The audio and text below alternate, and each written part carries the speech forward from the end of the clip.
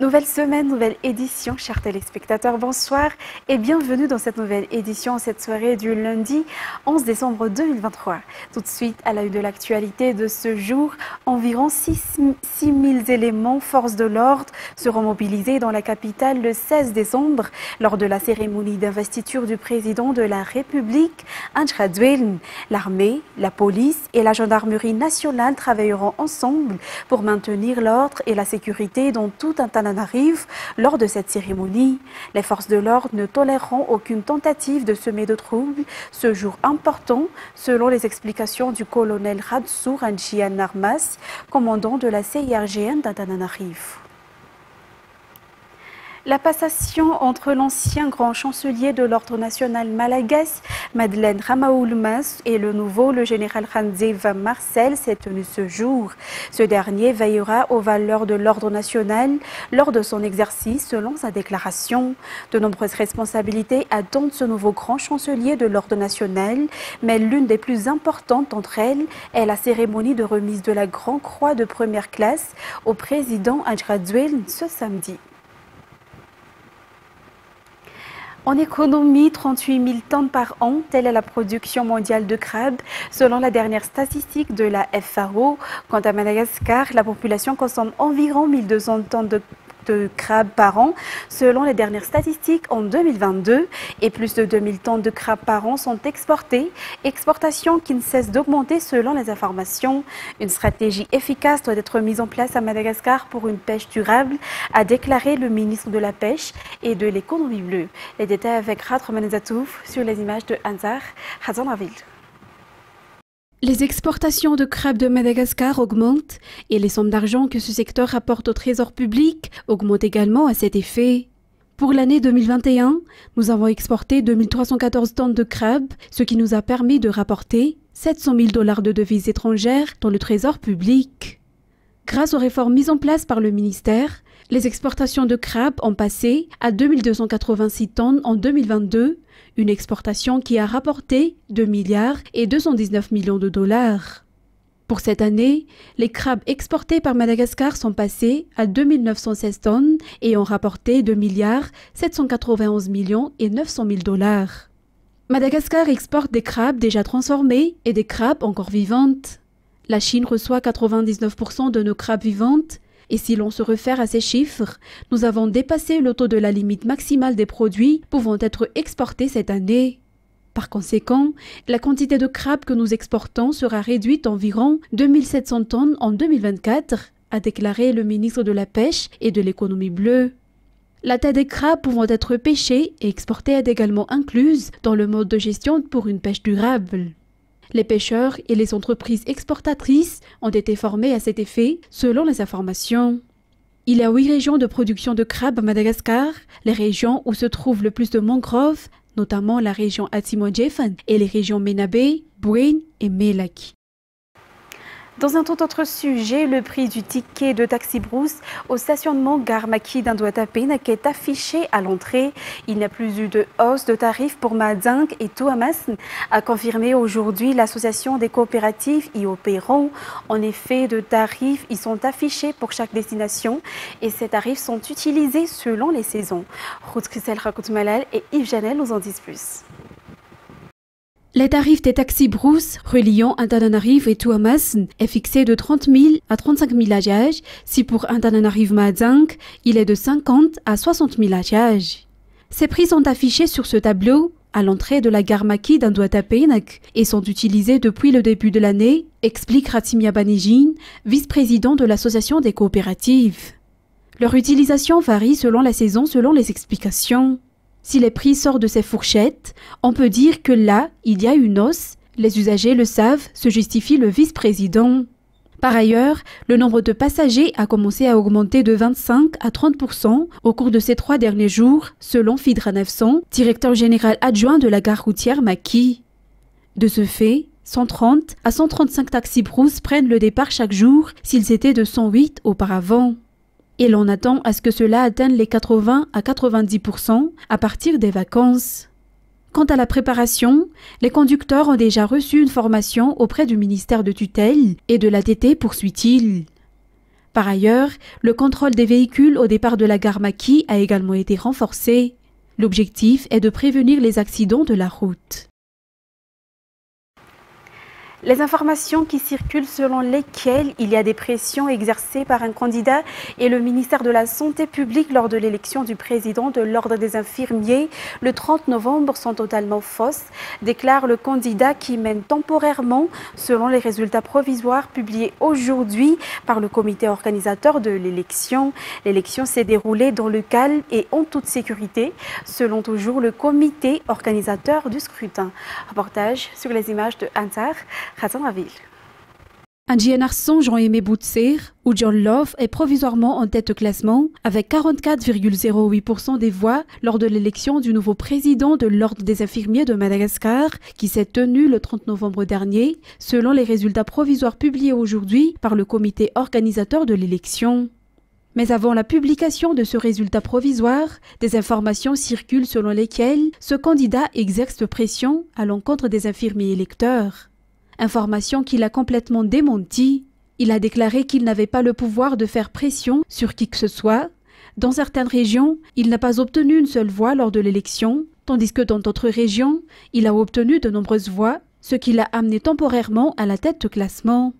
Après la publication des résultats provisoires, il a affirmé que la préservation de la dignité de la profession d'infirmier était sa priorité. Ce résultat provisoire est soumis au ministre de la Santé publique et le ministère prend un arrêté gouvernemental définissant le résultat officiel. 2701 infirmiers ont voté lors de l'élection du nouveau président de l'Ordre des infirmiers qui s'est tenu le 30 novembre. Certains des candidats en lice pour le poste du président sont venus assister à cette proclamation des résultats provisoires aujourd'hui. Ensuite, les natifs de la province de Tuliar sont toujours prêts à renforcer leur coopération avec le président Anjradzuil pour les 5 prochaines années, ont-ils affirmé aujourd'hui. L'administration dirigée par le président Anjradzuil a marqué le début d'une toute nouvelle histoire pour la région sud de l'île, selon toujours leur déclaration. L'un d'eux est la réalisation du grand projet d'approvisionnement en eau de la partie sud de l'île et il est constaté que les travaux progressent actuellement. Anna Martina. La province de Tuliar a été l'une des provinces les plus négligées et les moins développées au cours des 60 années qui ont suivi l'indépendance de Madagascar. Elle était célèbre pour être un cimetière de projets, car les dirigeants successifs créaient des projets pour gagner de l'argent. Mais le gouvernement, dirigé par le président Anjradzuil, a écrit une nouvelle histoire pour cette province. L'un des objectifs fixés est de sortir la population de cette zone de l'extrême pauvreté à travers différentes stratégies telles que la construction d'infrastructures répondant à leurs besoins, dans la construction de la conduite d'eau qui va de la rivière Efau jusqu'à Mbumbe-Andjoui. Les travaux sont actuellement en cours. Les matériels nécessaires à la réalisation de ce grand pipeline sont sur les lieux et on espère que ce projet sera achevé dans pas très longtemps, parce qu'on ne peut pas nier le fait que le gouvernement, sous l'administration du président Anjradzuil, travaille et déploie d'énormes efforts pour le bien de la population. De plus, le budget du gouvernement pour 2024 prévoit également des fonds pour poursuivre les travaux. Selon le FISAFATO, la confiance des populations de la région sud envers le président Anjradzuil s'est également avérée lors de la dernière élection présidentielle. Ainsi, ils sont toujours prêts à renforcer leur coopération avec le président pour l'autonomisation et le développement de la région sud. Outre le pipeline Efau, l'une des garanties du développement économique et social de la partie sud de l'île est également l'achèvement de la RN13 et la RN10, qui sont également en cours actuellement. Concernant les actualités sportives, les karatékas, catégories cadettes et juniors qui viennent d'être incluses dans l'équipe nationale et sélectionnées à l'issue du championnat de karaté organisé récemment à Toamas, affronteront de nombreuses compétitions internationales en 2024, a annoncé la fédération. Ils sont au nombre de 9 à avoir été annoncés publiquement hier lors de la conférence de clôture de la saison 2023. Anna Martina et Dar. Grâce aux bons résultats obtenus lors de la championnat de karaté de Madagascar, organisé à Toamas les 2 et 3 décembre dernier, la Fédération malagasy de karaté a pu sélectionner les karatékas qui formeront l'équipe nationale dans les catégories cadettes et juniors, masculins et féminins, selon les informations. 9 karatékas ont été sélectionnés et ils procéderont immédiatement au regroupement à partir du 23 décembre. Ils représenteront Madagascar lors des compétitions internationales de Premier League en 2024.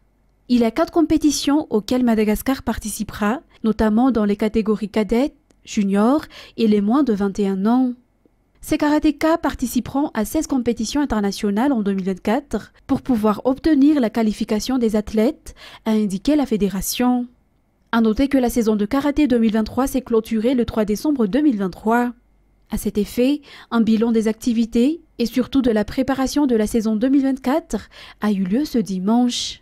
Une réunion à laquelle ont assisté les membres de la fédération, les karatékas ainsi que leurs parents. Place maintenant aux actualités internationales. Après l'échec vendredi du Conseil de sécurité de l'ONU à voter un cessez-le-feu humanitaire immédiat en raison du veto américain, l'Assemblée générale doit se réunir mardi sur le conflit à Gaza. Les instances internationales réclament en continu de l'aide humanitaire face à la situation catastrophique dans la bande de Gaza et à Rafah. En 66 jours de guerre, le conflit a fait près de 19 000 morts. Reportage sur les images de France 24. Ce sont des sacs qui étaient très attendus dans le centre de Gaza. À l'intérieur de la farine qui va permettre aux habitants désespérés de se nourrir pour les prochains jours. Depuis mercredi, je viens et je repars les mains vides. J'ai passé la nuit devant les portes du centre au milieu des bombes. C'est très difficile. Je n'ai rien pu acheter pour mes enfants. Ils n'ont pas mangé de pain depuis longtemps. En plus du strict blocus imposé sur l'enclave, le secteur local de l'agriculture est dévasté. Les fermiers n'ont plus accès à leurs champs. Pour les Nations Unies et de nombreux dirigeants, un cessez-le-feu est la seule manière de soulager la souffrance du peuple. Beaucoup critiquent Israël, mais aussi les États-Unis. Washington a apposé son veto au Conseil de sécurité de l'ONU, empêchant une résolution pour forcer l'État hébreu à arrêter son offensive contre le Hamas. L'Organisation mondiale de la santé s'est rassemblée ce dimanche pour soutenir une motion pour envoyer de nouvelles équipes de médecins à Gaza. Je regrette profondément que le Conseil de sécurité n'ait pas réussi à adopter une résolution sur un cessez-le-feu vendredi dernier. Au Qatar, la situation dans la bande de Gaza est aussi au cœur des discussions du 21e Forum de Doha. Nous avons fermement condamné l'attaque terroriste contre Israël le 7 octobre. En même temps, nous pensons qu'il n'est pas acceptable d'utiliser cet événement pour une punition collective. Le Qatar, un médiateur clé entre le Hamas et Israël, explique travailler à une nouvelle trêve qui pourrait comprendre la libération de nouveaux otages détenus par le Hamas. Ensuite, l'armée israélienne livre d'intenses batailles avec le Hamas palestinien dans la bande de Gaza et bombarde le petit territoire assiégé.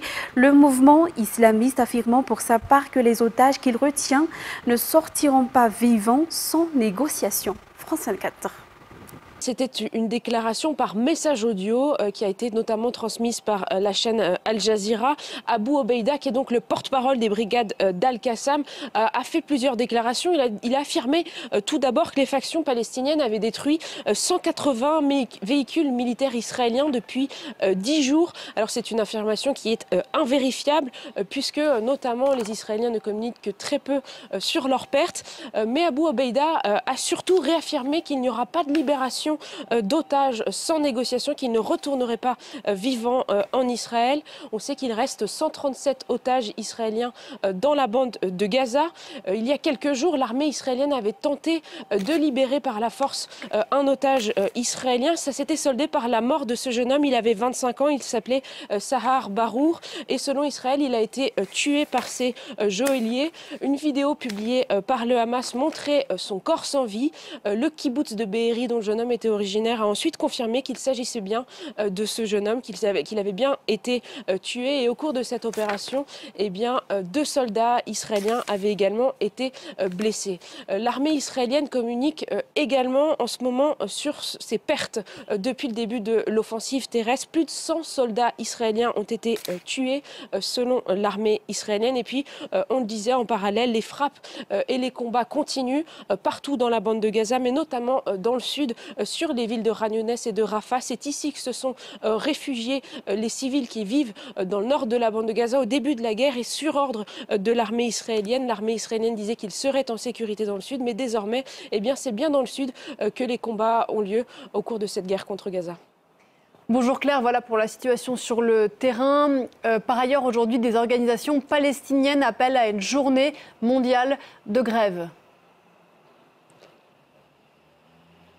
Oui, exactement. Les appels sont relativement massifs en Cisjordanie occupée. Elles émanent des syndicats, des universités, des entreprises. On s'attend à ce que toutes les boutiques, notamment, soient fermées aujourd'hui en Cisjordanie ainsi qu'à Jérusalem-Est. Les gens ont dit qu'ils n'iraient pas au travail en soutien pour Gaza et puis pour protester contre le soutien américain aux États-Unis, puisqu'il y a quelques jours, les États-Unis ont apposé leur droit de veto à un vote du Conseil de sécurité de l'ONU qui prévoyait d'instaurer un cessez-le-feu humanitaire qui du moins prévoyait d'y contraindre Israël. 13 pays dont la France avait voté pour, un pays s'était abstenu, le Royaume-Uni, et les États-Unis avaient posé leur droit de veto. Alors contre cela, eh bien, les organisations palestiniennes ont appelé à la grève générale, non seulement en Cisjordanie occupée, mais partout dans le monde pour faire pression sur les États-Unis. On sait que le président de l'autorité palestinienne, Mahmoud Abbas, avait qualifié la réaction américaine ils avaient considéré que les États-Unis était responsable de l'effusion de sang à Gaza. On s'attend aujourd'hui à beaucoup de tensions en Cisjordanie, notamment au checkpoint, d'autant qu'aujourd'hui, le cabinet de sécurité israélien a ajourné un vote sur le retour des travailleurs palestiniens. C'était une mesure qui est très importante pour les Palestiniens, parce qu'il faut savoir qu'avant le 7 octobre, il y avait entre 50 000 et 60 000 Palestiniens qui avaient un permis de travail en Israël, qui se rendaient tous les jours en Israël pour travailler. Et lorsque la guerre a éclaté, Israël a annulé tous ses permis. Ce sont des travailleurs qui sont vitaux et pour l'économie israélienne et pour l'économie palestinienne. Ils attendent depuis le 7 octobre un potentiel retour au travail. Et c'était au programme du cabinet de sécurité hier soir. 15 membres avaient annoncé qu'ils allaient s'opposer à ce vote avant que Benyamin Netanyahou décide finalement de repousser ce vote. En Égypte, les Égyptiens votaient le dimanche 10 décembre pour une présidentielle largement éclipsée par la guerre dans la bande de Gaza voisine et à l'issue de laquelle le président sortant, Abdel Fattah al-Sisi, semble assuré de remporter un troisième mandat. Les résultats définitifs seront connus le 18 décembre prochain. France 24. Des affiches d'Abdel Fattah al-Sisi à chaque coin de rue de la capitale égyptienne. Le dirigeant actuel brigue un troisième mandat à l'élection présidentielle. Le maréchal est arrivé au pouvoir en 2013 après avoir renversé le président islamiste Mohamed Morsi lors d'un coup d'État. Si la crise économique et l'inflation ont affaibli le président, le raïs apparaît comme l'immense favori. Avant qu'il ne soit président, le Sinaï était aux mains du terrorisme. Je suis commerçant, j'avais du mal à obtenir des marchandises et du travail jusqu'à ce que l'armée et la police civile arrivent et mettent fin à cela. Dieu merci, la prospérité et le progrès ont commencé et les gens ont pu descendre dans la rue et exprimer librement leur opinion. Face à lui, 3 autres candidats. Abdel Fattah al-Sisi est critiqué pour sa gestion de la crise économique. Elle frappe l'Égypte depuis le début de la guerre en Ukraine. L'inflation grimpe à 40% sur un an et la monnaie nationale a été dévaluée de plus de 50%. Il n'est pas bon de sous-estimer les élections. Il n'est pas intelligent de ne pas voter même si vous vous attendez aux résultats. Ce n'est pas une excuse, vous devez descendre, participer et voter. C'est votre droit et votre devoir. Dans ce contexte de crise économique, Abdel Fattah al-Sisi ne compte pas abandonner les projets pharaoniques qu'il a lancés, comme la construction d'une nouvelle capitale administrative à quelques kilomètres du Caire. Le scrutin, lui, s'achève mardi. Si aucun second tour n'est nécessaire, les résultats seront annoncés le 18 décembre. Et c'est avec ce reportage que nous terminons cette édition d'aujourd'hui. Nous vous remercions, mesdames et messieurs, de l'avoir suivi jusqu'à son terme. Rendez-vous demain pour de nouvelles actualités. Au revoir.